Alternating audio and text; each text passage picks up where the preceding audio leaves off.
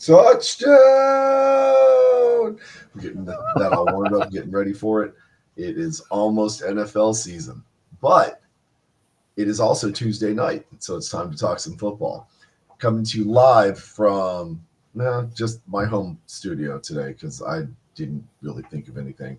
It's your boy Oh, you. SAJ. I know, I know. What's You want up, me to come up with everybody? one? I did. I'm today. I'm coming at you from the Hootenanny Studios, Okay, the don't know that Hootenanny place. Club. It was one of those music clubs on North St. Mary's. Okay, I mean if we're gonna Uh, do that, then I'm gonna say Sneakers Rock Club. well, you've already done So that one, or I did that one. One of okay, us has done then that I'm one doing already. Chelsea Street Pub. Shut up, Yeah, I don't think you've done that one. Chelsea Maybe Street you have. Pub. So That's where I'm coming from. yeah. Shut Actually, up. so the Hootenanny that was where I was at when the Spurs won their first championship, which we just hit the 25-year anniversary of that. Oh Uh, wow. I had just gone to Warp Tour that day, the first warp or the first of the newer version of Warp Tour in San Antonio. Uh, Went to go see my friend's band play, but they put the show on hold because everybody was watching the finals game. So once the game ended, the show started. Cool. Love it.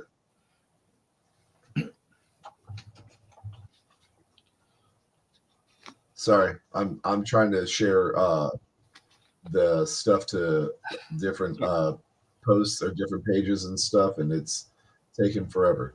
It's all right. So Everybody loves dead air. yeah. Yeah, Well, and fantastic. it's not so much dead air, but you're right. I mean, it is kind of dead air. Um, for some reason, we're live, but it's not showing live. We're not getting any notifications of us being live right now, or I'm not, anyways, which Hmm. is really weird. But that's okay. That's all right. I'll learn how to deal with it. I'll be okay. Anyways, so yeah, See, this has it's going been up for me. a So very okay. This has been a very interesting week this week, um, and lots of interesting stuff going on in arena football, and some definite solid moves right over the last 2 weeks from the UFL into the NFL. So a lot of exciting changes going on there. Uh, so why don't we start by talking about this weekend's game, right? The one game. I know we were going to talk last week about the Gunslingers and then separately the Frisco Fighters, and it just so happens to work out that this last weekend they played each other, right? right. I did not get a chance to personally watch the game yet, but Brian, you did, and it looked like it was a pretty exciting game. It came down to last minute touchdown to win the game. Why don't you talk about that a little bit? I did. So I didn't. I watched the first half of the game. Then I had a bunch of other stuff to do. I missed the end of it, which apparently that was the exciting part. Um, but yeah, I mean, it just seems like it's kind of been the Gunslingers have been that team all year round. Everything just comes down to the last second. Previous, a couple weeks they won 2 weeks in a row because of missed field goals because of the other team.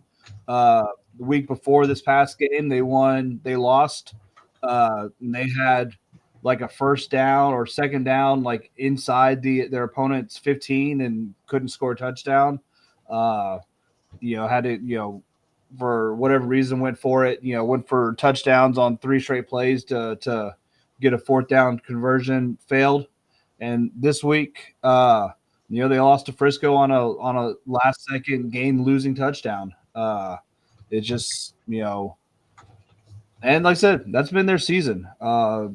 Just a ton of close games, and it's they win some, they lose some, but it's just kind of typical gunslingers. Yeah. We definitely had, some friends and stuff there at the game that were checking it out, and I know they were excited to watch it. It did not break their way. I would have to say the one silver lining in the season, besides stepping up to, a higher level of competition and, putting forth a good effort, just not really having that defense there. It does look like Sam Castronova is in the running, if not the top contender, to be the IFL MVP of the Yeah, 2024 season. So that's good at least. Coach Menace probably is not going to wind up with Coach of the Year, um, but I mean, his name should at least be somewhat in the conversation just because of what he's been able to do with what he has, right? Now, it is a benefit that he's got one of the best quarterbacks in the league at the helm, but somebody's still got to be calling the plays. Somebody's still got to be reading defenses, right? So, give credit where credit is due there for sure. One thing I do want to say real quick, though, shout out to our friends at Pro Arena Talk. It does look like one of our friends had a personal connection. I don't know if you guys saw this in the news or not, but one of our friends over there had a personal connection to the Northern Arizona Wranglers coach that passed away suddenly. They played high school football together. So this is somebody that he definitely knew. And it's just very, very sad news. And so, from Texans Talking Football, our hearts and prayers are going out to that coach's family and all those that knew him and loved him. So, I mean, it really is sad news. And sounds like the coach was about my age. Away. I saw he had a heart attack and was in the hospital, but man, that sucks. It sounds like he passed away. So, yeah. Again, our hearts and prayers go out to that young man's family. It's a really rough situation to lose somebody, especially in a heart condition like that. So yeah, just bummer news today, right? But moving forward, there were some really good games that happened this weekend. It looks like, in fact, Northern Arizona played a pretty close game with San Diego Strike Force this weekend. They wound up losing, but they didn't lose by too terribly much. It looks like they lost by 14. So fairly close game in an arena game. Vegas Nighthawks and Bay Area Panthers had a really close game. There was only 2-point difference there, kind of like our 1-point difference in our game. And then the rest of them were not really that close. So there's a lot of low scores though last week. I mean, you've got a lot of 30s. You got a couple. What was Iowa scored 26, Sioux Falls scored 28, Tulsa scored 20. What the hell are they doing, man? This is arena football. This is not NFL, UFL football. They need to put some points on the board, guys. Come on now. True, but you are also getting closer to the end of the season, and some teams are probably preserving their players, some of their better players for the playoff run and stuff. I will say, though, it looks like Jacksonville Sharks got a win, which is nice. The hype man. Oh, yeah. Mike G he brought this up earlier, and I definitely want to talk about that. So our normal hype guy, you guys have heard us complain about him before. The guy who runs around and yells, "Get your guns up," and he yells it at some of the most inopportune times. Well, I guess he was not available this last weekend, so they had a fill in for him. Mike G told us about it. What's up, David? Good to see you, man. Hey, good looking shirt, guy. Loved it. So the normal hype guy was not there. They had a new hype guy in there, and apparently it sounds like from what Mike G said, because he was at the game, he did a really good job. So San Antonio Gunslingers front office, if you're listening, and I hope you are, run with the guy that you brought in, right? That is what the hype guy is supposed to be doing. He's supposed to be getting everybody hyped up on defense and keeping people quiet on offense, right? Because that's the whole purpose of the home field advantage. Be as loud as you possibly can to throw the opponent's quarterback off so he calls the wrong plays or they get the false start, all that stuff. Jeremy, honestly, you're not wrong. I mean, I definitely, if they need somebody that wants to do it, man, I would love to. It would be an honor. Oh, I could definitely see that, absolutely. Okay. But okay. So Mike G wasn't at the game, but he saw it on YouTube and he could tell the difference. So if you could tell that much of a difference on the YouTube broadcast, then that means it was 10 times better in person. So I do kind of feel bad now that I missed out because I was actually thinking about going to the game and decided to change my mind last minute and not go, right? So, because you can do that when you haven't bought a ticket or committed to season tickets. Exactly. But yeah, it sounds like it was a heck of a fight. Gunslingers did not pull it off at the end. Unfortunate for them.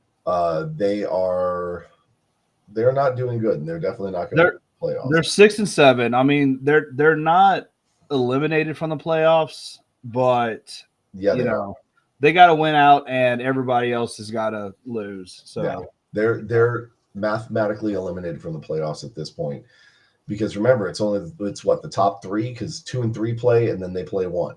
Who the winner of that one plays one. yeah, So trying to figure out who's in third place. It looks like Strike Force is well, in. so you got San Diego, you got Vegas, and you got the Rattlers. All three of those teams could end up, if they lose out, they could end up with a 9-7 record, What's up? just like just like the Gunslingers would have if they went out. So whatever the tiebreakers are, like I said, I don't think they're mathematically eliminated, but Yeah. it So just depends on tiebreakers. Once again, they'd have to win out. Every other team would have to lose out. So real quick, shout out to this super fan right here. This is the only person that I know of besides Brahma Babe that received double blessings of the Big D Energy added playoff game, and that is this one right here. She got on the Jumbotron twice because she had that Big D Energy. Saying that because it's kind of creepy, but because it's the big Dwayne energy on Big the Dwayne game. energy. Come on now. You're right, the Big Dwayne energy. Yeah. And she actually happens to fancy Zoa energy drink. So, little shout out to Zoa energy drink. If you guys are looking to sponsor, we're always open to opportunities, right? Come talk to us. Speaking of sponsors, though, we do actually have a sponsor, and we probably should plug that one, but we'll do that later. Anyways, back to the games. Yes, right here, Big Dwayne energy. Yeah. So, we still have a couple of weeks of arena football left, right? The AIF just finished up, and they actually released the Beaumont Renegades from their organization. Yep. Which, from what we're hoping that our friends over at Pro Arena Talk are correct about, is that maybe Beaumont will be joining the NAL, and West Texas Warbirds may be coming back and joining the NAL. Or I mean, probably That'd be not good. the That AIF. just kind of. I don't know. We'll see what happens with the AIF because there's a lot going on with them, a lot of changes probably going to happen in the offseason. Definitely like to see maybe some of those teams move to the NAL, kind of strengthen that up. We've talked about it before. There's a lot of arena leagues right now, so kind of waters down the market. So see the weaker teams get left behind, and kind of the stronger ones can group up into two different leagues is fine. So maybe get something between the IFL, the NAL, and then the arena league, whatever happens with that. Maybe have those as kind of like your strong leagues and get the better teams to join. Yep. So speaking of NAL, because we haven't talked about them in quite some time, because again, no real vested interest there. However, it looks like they just did their playoffs this last weekend. No, they did their playoffs 2 weeks ago in June. And it looks like it was Sioux City versus Omaha Beef. And we do know somebody who's making the uniforms for Omaha Beef, so shout out to him. But that's our guy TJ, and I can't remember the name of his company, but I'll pull it up here in just a second. But in the meantime, that wound up being an Omaha win, 47-46. So that was a close game, especially for a playoff game. That's really surprising. That was the championship game. So I mean, Omaha won the league. So I mean, 1 point win for a league championship. It's always a fun game to watch. And shout out to Omaha for taking their championship in the NAL this year.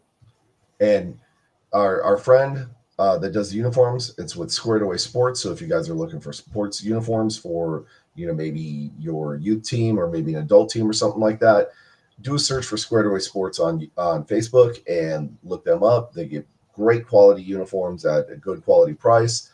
Tell TJ that Texas Soccer Football sent you. Doesn't give us anything, but it would just be nice to know that we're helping a friend out.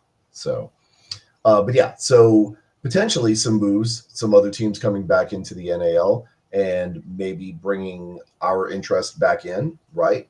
Yeah. It would be nice to see. And I would love to see West Texas come back around, right? It was such a cool name. It was such a cool, just a whole format that they had. It was unfortunate that they made the move to the AFL and the financial backing wasn't there like they were promised. And so things kind of fell apart.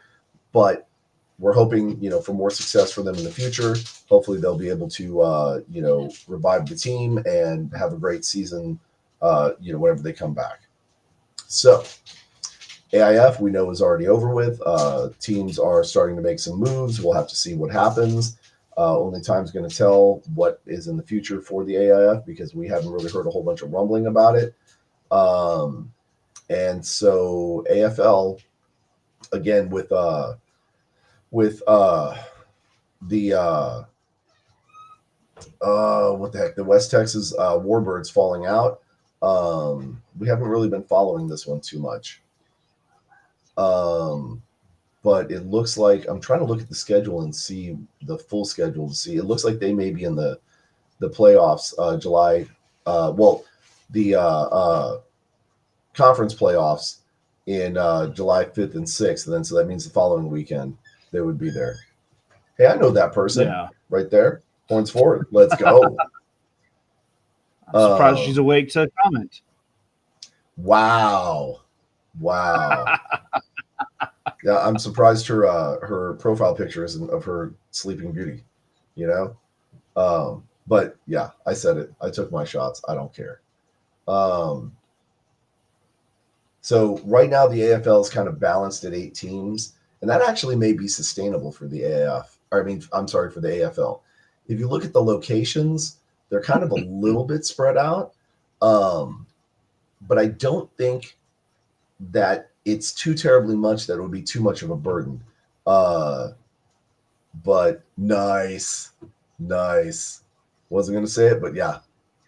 I don't know who this Brian with an eye you're talking about. XFL Mike G. Yes.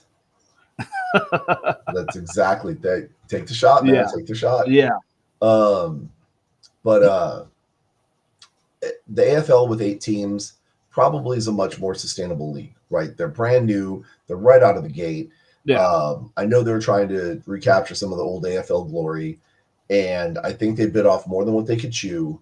And obviously, we kind of talked about that all year. Like we saw, like, man, this isn't going to work. This is, they're making some weird moves that what the hell are they doing? So yeah, maybe kind of do what the UFL did and keep it at 8 teams, get sustainable, get to where they're making money, that the brand recognition is there for the masses, and then maybe look at expanding. So yeah. Now I'm hopeful that things have kind of balanced themselves out, and that this is at a sustainable point so the AFL can start growing at a more sustainable level, because I would love to see the AFL return to the glory that it had. I mean, heck, they even had their own video game at one point, right? And I don't know of any other alternative football that has had any kind of video game, right? There's one 8-bit game that you can play where you can kind of make up teams and whatever, but it's not the same, right? And this was a fully interactive. It was on PlayStation 2. Okay, I get that. That was like 1,000 years ago, so that's fine. Take your old joke shots at me, whatever. But they had their own video game, right? And that's kind of saying something for an alternative football league who had no intention of trying to go up against the NFL or anything like that. They just wanted to provide something, some kind of alternative sport, and allow people to have fun watching, playing, make a little bit of cash in the process. Well, they definitely did that for a long time. And I think with all the iterations of what happened and everything, I do believe it wound up going to 30 something years, give or take. Is that how long it ran for? Yeah. Dang. Yeah, it ran for a long time. And I may be a little bit off, but yeah. So, and Mike, we may have had an XFL game in development in 2020, but did it happen? So, close only counts in horseshoes and hand grenades, my friend. So, anyways, and nuclear war. And nuclear war.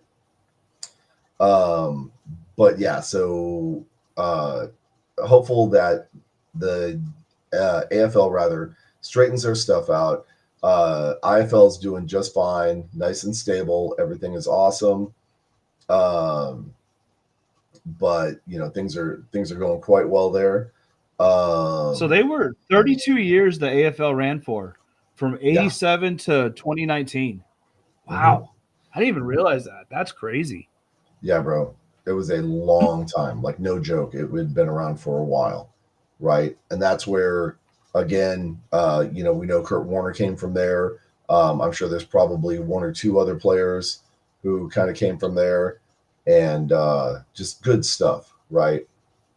So, now, I've got something queued up in the background. We'll get to that in a little bit, because there is definitely going to be a do better moment tonight. Okay. And this is something that we should have addressed last week, but because Jay was being lazy and hanging out over at Schlitterbahn having a good time, we took a little break. So otherwise we would have probably had another Orlando Combine situation again. Oh, geez. Yeah, that was fun. Anyways, okay. So this next week, right, we still got a couple. I'm going to block this Jeremy Garcia guy. Nobody wants to see those comments. Wow. You mean that comment right there? Wow. No, I just want to make sure our fans saw it, right? Hey, man, I can't say much. 2011. I've had two Hall of Fame quarterbacks. Still waiting to see what dude number 3 is going to do. But there's potential there. There's promise, right? And I've got 2 Super Bowls to show for it. So, right, I ain't got much room to talk. So, no. So, this kid, that's wild, brother. I don't even know where she picks up that kind of language. Where'd she get that from? Probably from her dad's friends. Horrible people. Anyways, we've got about 3 weeks left of arena football in the IFL. Looks like everybody else is pretty much wrapped up, except for the AFL. We're still trying to figure that out. The Arena League, they start their playoffs this weekend. But yeah, I mean, IFL is the only other one that's, NAL's done. AIF is done. And then, so IFL still got 3 more weeks in the regular season, and then their playoffs start. So they do. So next week, it looks like San Antonio Gunslinger is going to be on the road against the Tucson Sugar Skulls. That should be a pretty good game, and that definitely has ranking implications. So we're definitely going to keep our eye on that. And then it looks like Frisco has another bye. No, we're playing Massachusetts. Week 18. Oh, I'm sorry. I'm on week 18. 17. Yeah, week 17. So we've got the Massachusetts Pirates at home. And then Frisco's going to be playing Duke City. Again, both of those, Massachusetts definitely is going to have some potential playoff implications. It's going to help. If San Antonio wins that would definitely help Frisco out, because that would further increase that gap between Massachusetts and Frisco. Plus, it would give San Antonio a win to hopefully creep up a little bit on Northern Arizona, right? Yep. Then the following week, Tucson Sugar Skulls, San Antonio Gunslingers. That's not going to help San Antonio at all, right? Tucson's 2-11. That's not going to do anything for them. So they're definitely going to have to hope that some other teams help San Antonio out. And then, of course, Frisco has the bye. If they're anything like Dallas, they'll lose that too. I said it. I don't care. I went into there's a Dallas Cowboys store here at our local shopping mall, River Center Mall, kind of tourist trap, right? But they have the Dallas Cowboys store, and I went in and asked them if everything was 80% off, because they're kind of irrelevant now, or if I bought something, would it get intercepted on the way out? And they just told me to leave. So you're an idiot. I 100% antagonized them. I don't care. You're an idiot. I don't care. Okay. But man, there's all these children here on the show. We got to be careful with our language tonight. Yeah. Anyways, So yeah, there's potential for San Antonio to gain some ground. Not much, and it's Not much, like I said. I mean, they got to be perfect. They got to yeah. win. They got to win every game. They got to hope that a couple of the teams lose every Mhm. game. So it's It's a long shot. I don't see it happening, but we have seen crazier things happen. We yeah, saw Arlington sneak in the XFL playoffs last year, yep. right? And then wind up winning the whole thing. So crazy things can happen, right?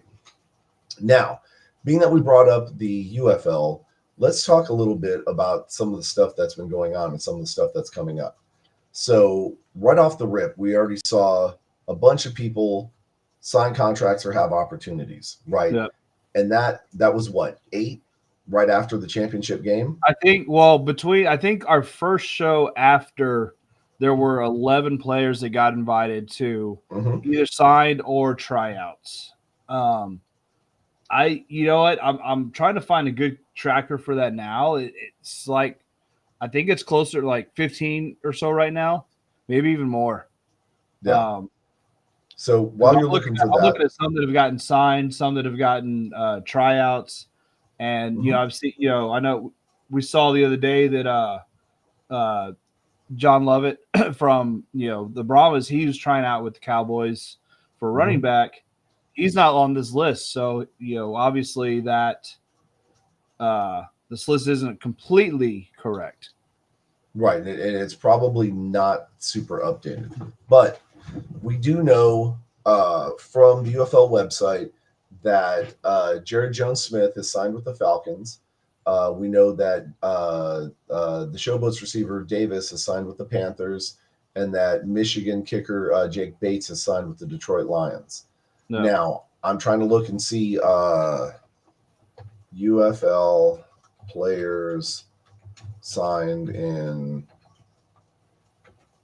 2024. Here we go. These are the ones that have been announced. This is according to the AcmePackingCompany.com website. Falcons obviously signed Jared Jones Smith. They've also signed Prince Emili from the San Antonio Brahmas. Panthers have signed Daewoo Davis. Cowboys have signed Gary Ann Conley, who's a cornerback from the DC Defenders. The Cowboys have also signed Willie Harvey Jr. from the St. Louis Battlehawks. Broncos have signed Tillman from the Stallions. The Lions signed Bates from Michigan. Um, we've got the Vikings that have signed Jalen Redmond from the Renegades. Patriots have signed Liam Fornadell from the DC Defenders. The Giants have signed Jacob Sailors from the St. Louis Battlehawks, which is probably one of the best players on their team now at this point because it is the Giants after all. And then the Jets signed Cole Lavau from the Brahmas, and then Seahawks picked up Ricky Person Jr. from the Stallions. Now, this was as of uh, June 20th, 2024. So there could potentially be some more, so right? that's a lot of the players that have signed, and there's still a lot of tryouts that the list I'm looking at. There's 25 players on this list, and that's players who've gotten a tryout and players who have signed. So Mhm. you know, we just see again. We saw last year with the XFL, and the UFL this year. This is what's supposed to be happening. These players go through the UFL season, they show what they can do, and they get a shot in the NFL. So, you know, uh, right now, we've just got two of our Brahmas that signed. Mhm. Good luck to them. Yeah, hopefully, hey, love it. On the Cowboys, still need a running back. So he was a fantastic one. So I would definitely like to see that happen. Yeah. But I Well, mean, we got all these players, and so they're mhm. they're following their dreams. So hats off to them, and hopefully they make it. Yeah.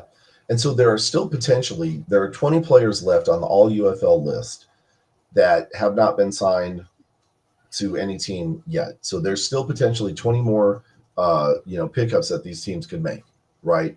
And Which is going crazy. into You would think those preseason, would be like the first ones to go. yeah. Well, but I mean, you're also looking at, competition in, training camp and stuff like that because most Yeah. teams by now are doing their OTAs, right? And so you've got guys that you kind of know they're a known commodity are they going to cut it, or do we need to bring somebody in and kind of stir up, the mix here and see what we can do? So I'm sure over the next couple of weeks, that list is going to dwindle down pretty dang quick, right? But that's kind of where we stand right now. This child is a wonderful child. I love this child. I love her anyways. So don't bet on all that. But yeah, again, there's a bunch of potential talent out there that can be picked up. We'll have to see who's in need of what, and because again, if you go back and look at that list, a lot of these positions are really kind of specialized positions. You've got two edge rushers, you've got a linebacker, you've got three cornerbacks, you've got two safeties, only one punter, one long snapper, and one returner, right? One quarterback is on the list, two receivers, which blows my mind that Hakeem Butler is on this list and has not been picked up yet. Like, who doesn't need it? He got picked up for a tryout. For Carolina Panthers. Right. So, right. But he hasn't gotten signed yet. Right. He has not been signed yet. So, but that goes back to like that. The what? I'm sorry. I'm getting flack because I called somebody Sleeping Beauty. So, yeah. It's gonna be a fun one. Tell him to be mad at you after the show. All right. Yeah. Right now we're trying to work. Yeah. Come on now. Yeah, we're trying to work for free, maybe for a sponsorship somewhere. But yeah. So again, there's a decent list here, but they're kind of specialized positions, and so maybe teams don't really need that right now. And so, I mean, there's plenty of teams that need every position that's on that list. So I don't buy being specialized as the reason. I'm sure most of those guys will get some kind of a shot at something, and we'll see. So, but exactly, and so this child right here, this is a pretty good kid also, but a little bit of falsehood in what she's saying about being the fourth Leroy. There's only three, okay, and then there's one adopted one, right? So that make it sound like all I do is produce babies. That's crazy. Anyways, back on a family show here, but we'll have to see, as things develop in training camp, as people get hurt, or as people maybe don't necessarily make the cut, because again, there's a lot of these. We're still in the early, like we haven't even started training camp. We're still in like OTAs, so there's gonna be a lot of movement.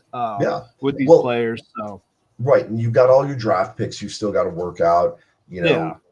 Person A over here looked really good on film, looked really good on paper. Bring him into training camp. Maybe he didn't exactly the fit that we thought. Maybe it was partly the scheme that he was in, or partly the teammates that were around him that made him look better. So maybe we don't take him. Maybe we take somebody from this list, right? So those things are going to pan themselves out as well. So I'm sure over the next couple of weeks we're going to start seeing a lot more tryouts from our UFL players and signings from the UFL players, and that's just more validation as to why we're supposed to have spring football, because that's exactly what it's there for, right? Now, since we're talking about the UFL, I want to kind of throw a curveball at you here. Okay. Nothing we haven't even talked about this yet, but I wanted to get your opinion or whatever.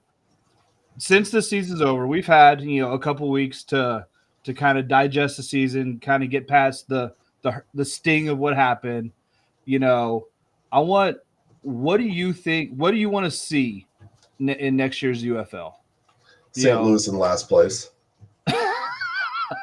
You think I'm lying? Nope, I completely agree. But like with the, you want the to talk league, about that? like what do what? So you want to talk about that? We talked about it already. Did we on this show? St. Louis? Yeah, we did. Okay, we talked about it. But just with the league in general, like what do you want to see? Any rule changes? Any just kind of direction you want to see it going for year 2 of the UFL? Um, I definitely wouldn't mind seeing Birmingham uh, kind of being dismantled a little bit and, reset the rosters and kind of rebalance things. I'm not saying that, Birmingham is the perfect team or anything like that. They're a pretty good team. And arguably for them to go, three-peat on two different leagues, um, I mean, that says something. For something that's supposed to be a transitional phase in most players' lives, it feels to me like you're almost sandbagging and you're keeping players to make sure that you win whatever this division is going to be called, whether it's the USFL or it's the UFL, or if for whatever reason they decide to change it to anything else, right? If you keep the same roster, chances are you have a pretty good chance of winning. I mean, to the point where even the Vegas odds are saying these dudes are going to win. You put down $1, you're going to get about 78 cents back, right? Um, and so I would like to see some of that, moved around a little bit, give players a chance to kind of highlight rather than the whole entire team. I know Jay Sternberger was a pretty good tight end. He proved that, obviously. I know their quarterback, Adrian Martinez, did a really good job this year. Obviously, he proved that also, even though he was not the league leader in passing yardage. But he was the league leader in rushing, if I remember correctly. He also did. He also didn't start the season as the starter. Right. Right. Him and Corral were kind of just they were splitting time for the first couple games. Mm-hmm. So and I'm kind of brings up how is the league going to handle the rosters in this offseason? We saw last year with the merger, each team was able to keep 42 players, and then it went to a dispersal draft. Is it going to be something similar to that? Like are they going to, or do they have the rights to all of the players on the roster? Initially, I'm curious how this is going to, because this is the first time we're going to see a year number 2 in. We didn't have it for the XFL, and then Right. this is obviously the first year of the UFL. So I'm curious how that's going to work. And I'm not familiar enough with the USFL rules, like the teams, how they handled it. So Right. I'm really curious what the process is going to be. I can only speculate on what it's going to be because, again, we don't really know, and I'm not a USFL expert, right? We had no vested interest in the USFL until the two merged and became the UFL. And even then, we were expecting a little bit different outcome on the rules and the teams and things like that than what we actually got. And it seems like, there was still some kind of figuring out. I would think that you would probably keep at least 15 players, right? But that doesn't necessarily mean that you will keep. I mean, you have the right to keep 15 players. Everybody else gets dumped back into the draft pool, if you will. But I think 15 is way too low. I don't think so, because you've got the showcases are beginning on July 12th. That's one of the things I definitely wanted to bring up and talk about. Yeah, but you're only if 15, you're only keeping like half your starters basically, and so I would see minimum of 25 to 30 if they're going to go that route, 25-30 minimum. But it balances the scale more. That way a team like Birmingham can't sandbag and bring back 40 of their original players and then just fill gaps as needed. You know what I mean? Because as long as you have a decent offensive line, 2 good receivers, one potentially even being a tight end, and a decent running back, you can focus the rest of your attention on your defense, bring back your incredible starters that Birmingham had, and may have another playoff contention team. That sounds like football socialism to me. So it sounds like all the other teams just need to get good. But isn't that what professional sports kind of is? Right? About the only one that really is susceptible to free market economy would be the NBA, because there's no cap, and I think even that's changed. Yeah. No, there's been a cap in the NBA forever. Man, shut up. You don't know. Maybe baseball. I think baseball doesn't have a cap. Maybe Or baseball. I know they did it in like I don't know 20 years ago, but nobody cares about baseball. So who knows? Anyways, so you've got 6 showcases coming up, right? First one's July 12th in St. Louis. The second one is July 14th in DC. You've got the third one in July 26th in Atlanta. Uh, you have your fourth one in Can you imagine how hot Houston. that's going to be in Atlanta in middle of July? Well, wait, it gets worse. Houston Yeah. on July 28th at God no, Houston Christian University. no. Yes. And I then mean, and all right, then children, cover your ears. But can you imagine the swamp ass is going to be going on with those players in that? Oh my God! true. True. Then it gets maybe a little bit cooler. September 29th will be the fifth one in Orlando, uh, which I don't know if that was the one that we went to or not. But I remember it was sometime in September. And then the October showcase, October 20th in San Diego. I think those were the same ones that we had from the XFL last year, in which we actually met Caleb at. Yeah, Um, Caleb Small.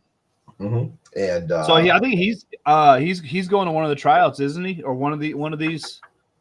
I hope so. I messaged him. I haven't heard anything back. I know he's a busy young man, but I'm hoping that he's going to one of the tryouts. I know James Harden is going to one of the tryouts, and then hopefully our Yeah. friend Matthew that we met He at the said, yeah, Browns game, that he's he going to be said he's trying going to out. be going. He's going to be going to a couple as well. So Yeah. I So mean that's hopeful. Wishing the best for those guys.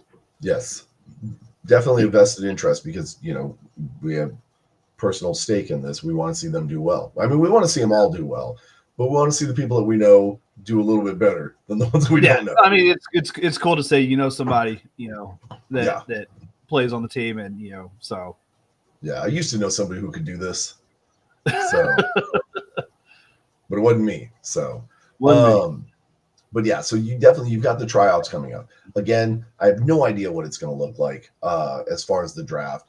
I'm interested to see how it develops, though. In fact, we don't even know when the next season is going to start, right? Because there's been talk. We haven't gotten any official word yet. Hopefully, I think the majority of people want it sooner, closer to within a week or two of the Super Bowl, like it was last year. Definitely much better for tailgating for us Texas and Southern teams because it sucks when Yep. it's 100 degrees outside. Hell, Yep. it was 100 degrees for the championship game in St. Louis. So Right, which is uncommon but not unheard of. It yeah. gets warm there, but it was just particularly warm that weekend. So I would like to see an earlier start. I think that's better for the fans, right? Because you still have some of that fervor from the NFL. People come to the realization that holy crap, there's no football. Oh, but wait, there is, right? And so maybe you capture some more people that way. I know the viewership numbers did incredible this year. Mm-hmm. The UFL did better viewership wise than the XFL or the USFL did on their own, right? So we are getting more eyes, I believe, on the product. I would like to see more fans show up to the game, but that's going to be from the teams actually getting into those home marketplaces and doing their work, advertising, going out into the community, doing things, getting involved. The league can only do so much for a marketing standpoint, and I think the league as a whole did good. I mean, I saw a lot more UFL ads than I did, USFL, XFL, whatever on the national broadcast. What I think was lacking a lot was the local markets going out and doing stuff to build the fan base, because it can't all be on the league to fill in a local market. It has to be on those teams. And we saw a lot, and there was a lot of Houston didn't know where they were going to play until a couple weeks before the season started.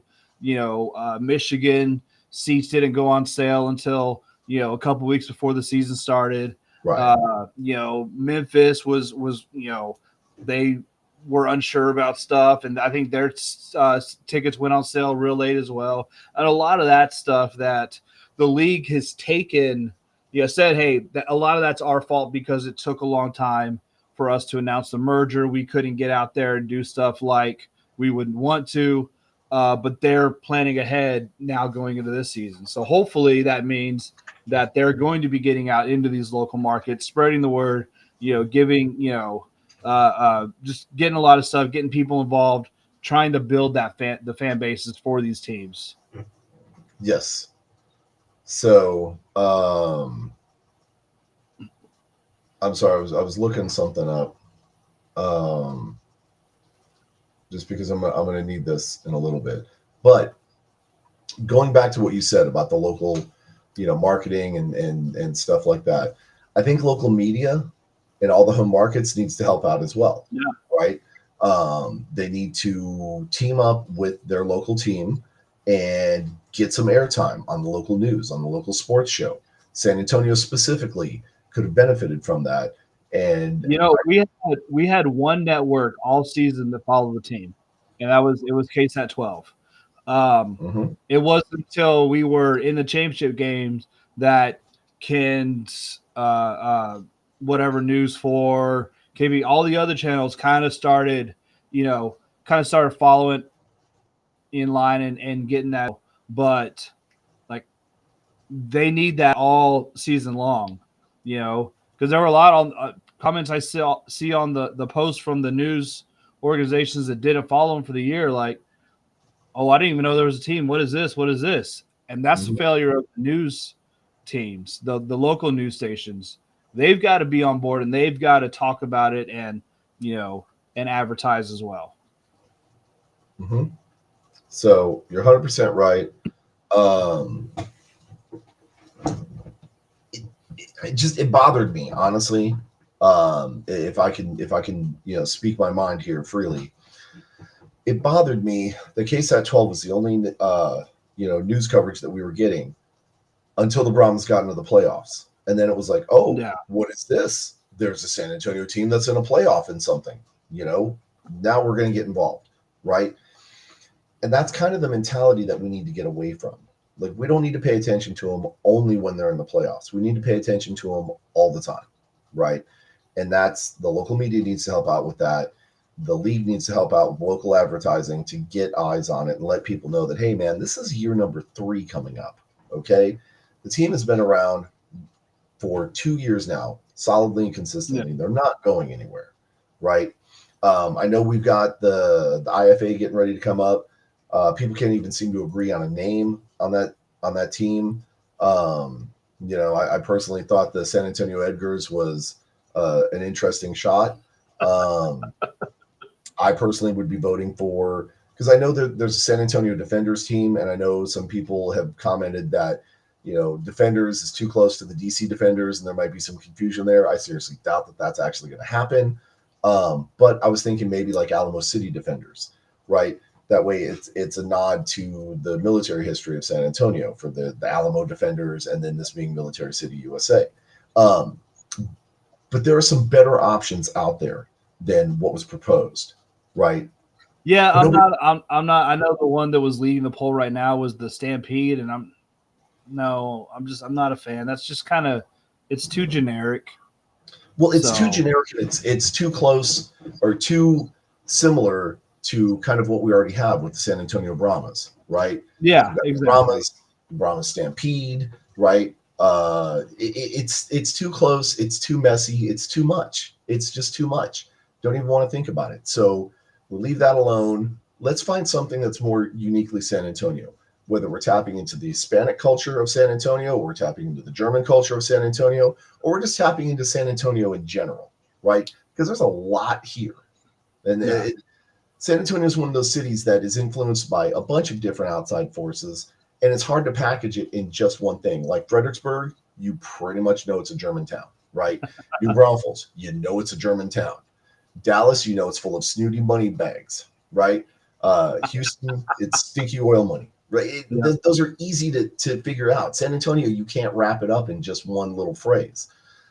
So we need to find something that kind of taps into either what the primary thing is in our culture or something that incorporates kind of everything.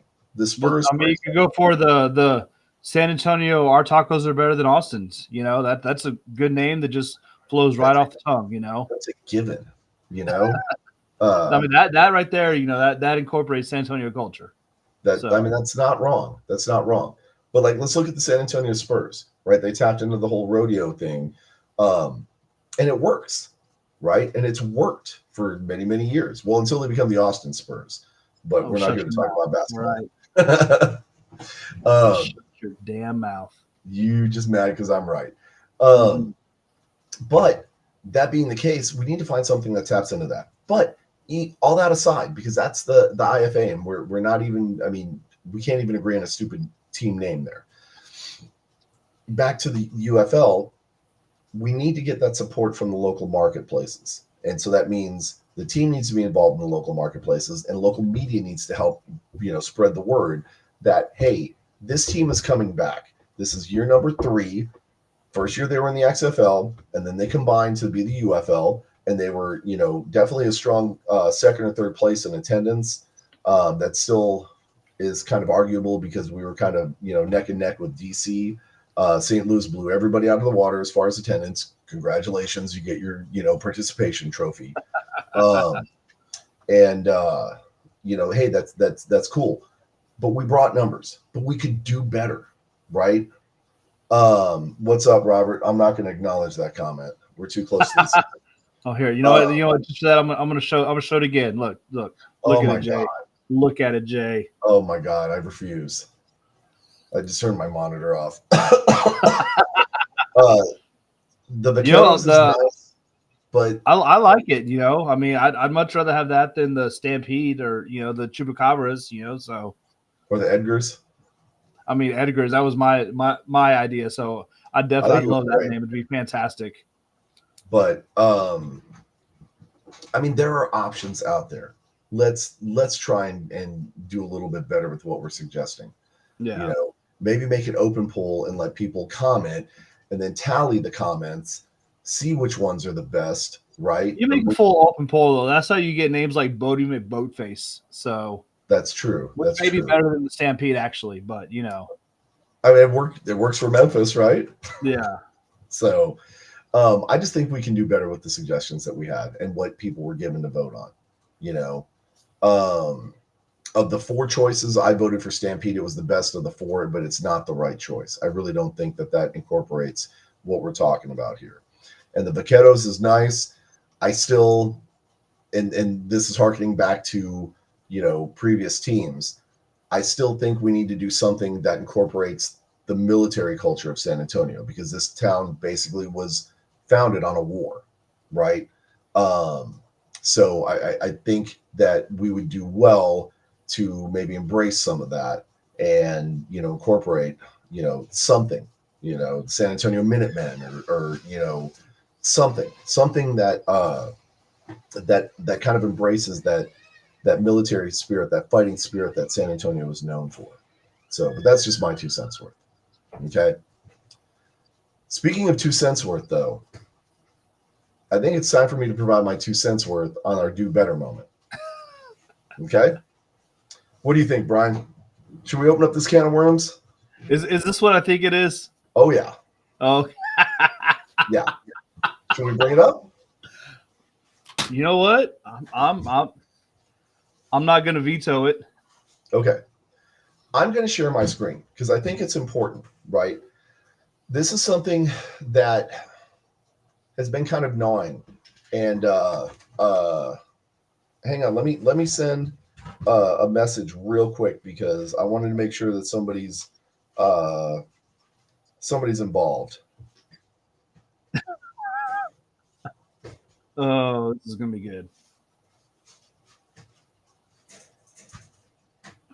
Okay. So that person has been messaged. Piper is coming in and out, so she might be popping in here every now and then. We met an individual this season.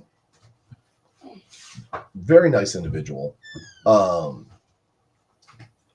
but there's a personal connection there because he happened to have played for my favorite team. We all know that team is the Green Bay Packers, right? So I'm going to share this picture so you can all see what I'm talking about, right? This man is DJ Latham, number 38 with Green Bay Packers. You can see here in this picture that I believe they're playing Seattle in this picture. I'd have to go back and look, but there's DJ Latham right there next to Charles Woodson, and I have not been able to figure out who this one is yet. Okay, this is former NFL player number 38. He's also a licensed massage therapist and personal trainer. Okay, here's the reason why I have a problem with this.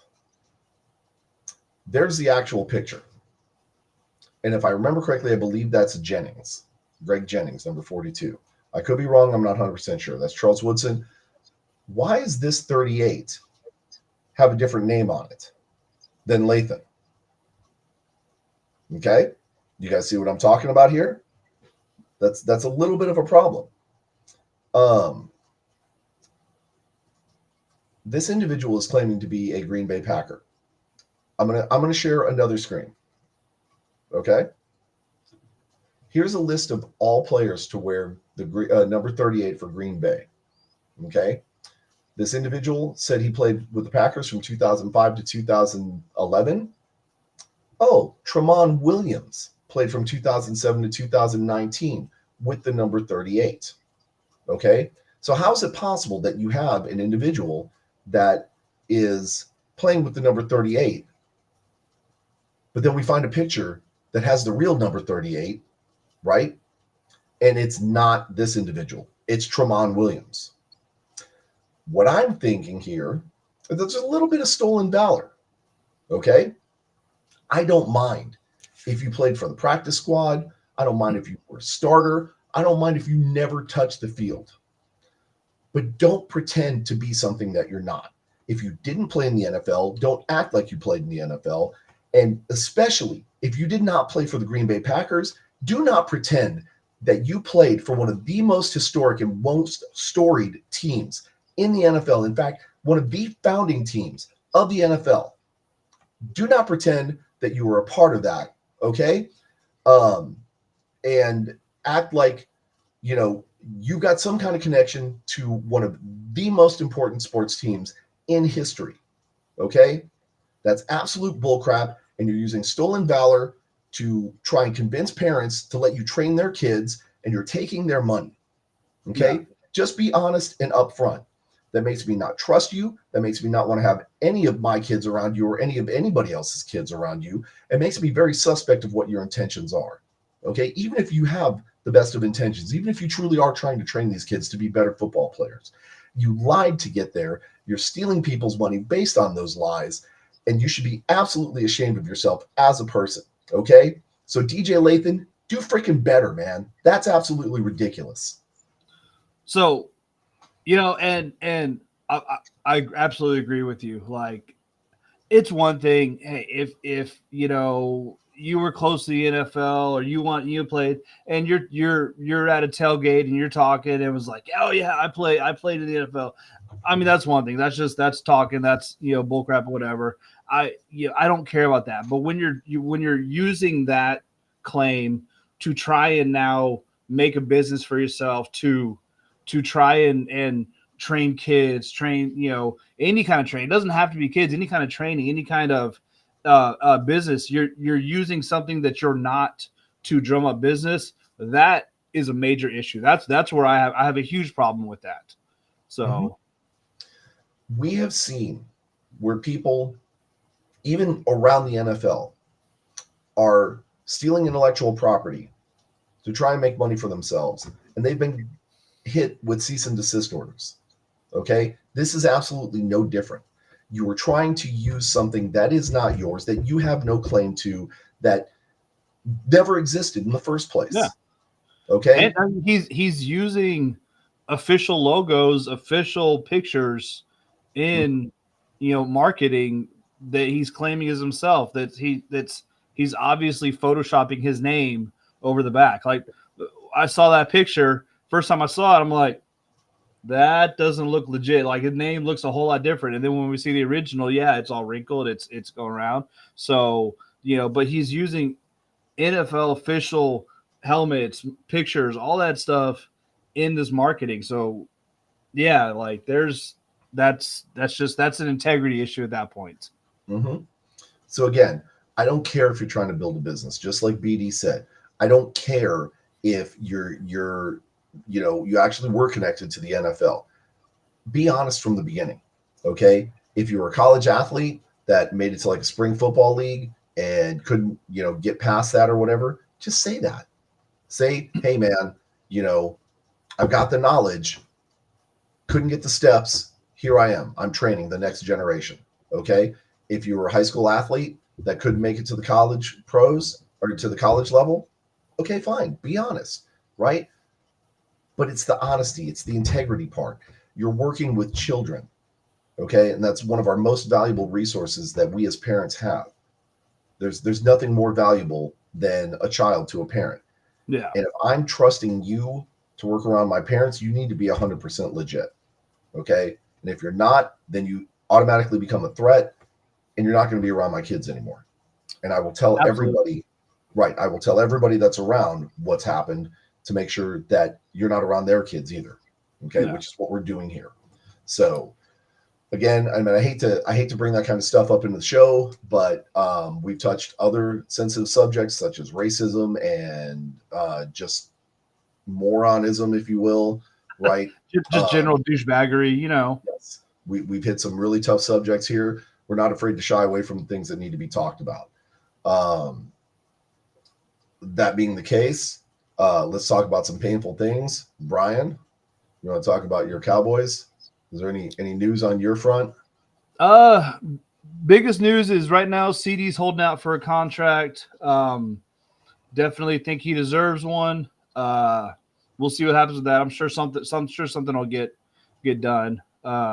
Definitely would like to see CD and Parsons get paid before Dak does. So as far as that, I don't think there's a whole lot more, a whole lot of stuff coming out right now. Like I said, it's the OTAs, kind of early part of the season. So we'll see as these weeks progress, as we get closer to season kickoff. I think we're 2.5 months away from kickoff. So give or take, yeah. Yeah, 2.5, 3 months. I forget what the actual kickoff date is, but we're not that far away. So I thought the season started in September. I thought it started in August. No, yeah. Mid-September. Yeah, somewhere around mid-September. So we're gonna have the 3 preseason games instead of the 4 that we're supposed to have. Still don't like that. But yeah, we got an extra regular season game. I'll give up that trade. Nah, I get what you're saying, but still. On the Green Bay front, we don't really have much going on. We had a little bit of a kicker controversy. It's like bad. What do you have? You don't have one or what? No, we're trying to find one from like the bargain bin, I think, or something like that. I have no idea what they're doing. Anders Carlson did not work out the way that we thought he was going to, and so they're bringing September 5th is the kickoff. There you go. So regular season kickoff September 5th. So right, the first weekend of March. Right, September 5th. 5th. Yeah, so we're T-minus 2 months. Yeah. So preseason should be starting in August. That'll be nice. But again, Green Bay had a little bit of kicker controversy. They're still trying to figure that out because we're not hitting on our kickers at all.